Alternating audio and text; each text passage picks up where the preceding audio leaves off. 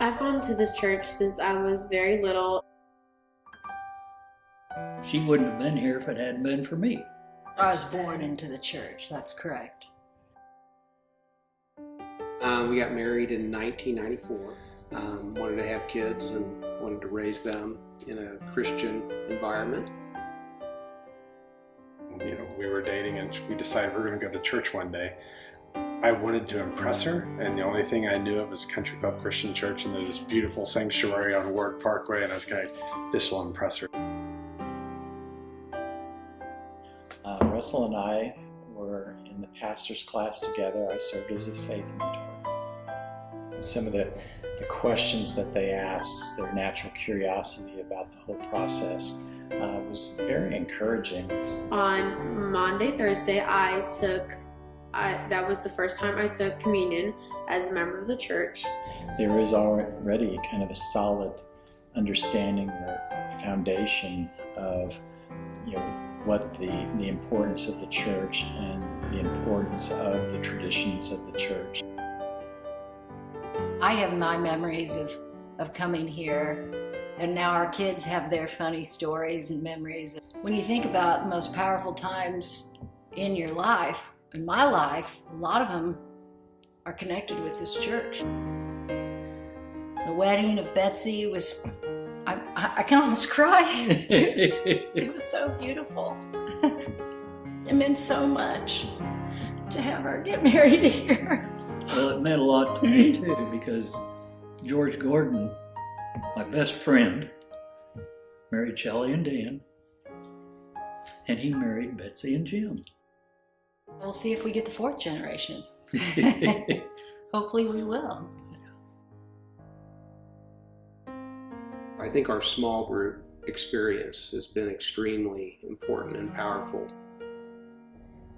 We've been with the same group of people, and you cry together and you laugh together and you experience life together. You're accepted no matter where you are in your journey with Christ.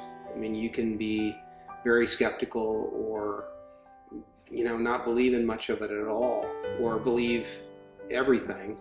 And no matter where you are, you're accepted and you're loved. I think that's a great gift that this church has.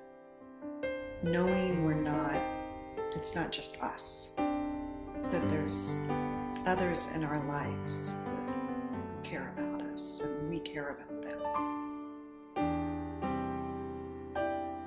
One of the more emotional days for me was when we dedicated the children.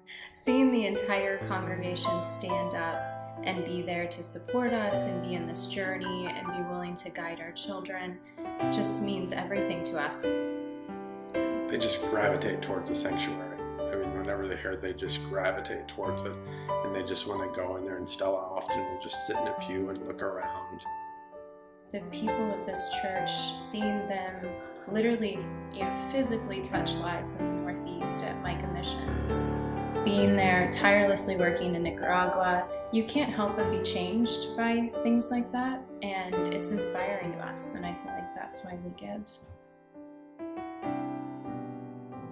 This church has been here for everything that we've experienced, both good, some not so good, but it's been here.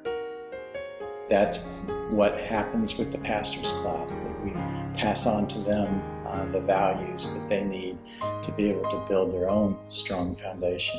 That is the legacy of love, that you love this church enough that you will pass it on to others in better shape than when you received it. We build bridges today, we plant trees today for those to enjoy down the road, and if we don't do it, who? When I think about legacy of love, I really think about what is our effect on other people and sharing God's love. What are we doing to share God's love in the community and in our world? And I hope that the message that we're sharing with our children to share with generations that we will never meet is a message of love, the kind that's for everyone, which is really what this church shares. I don't think I could ever give enough money to this church to repay it for what I have personally gained from it.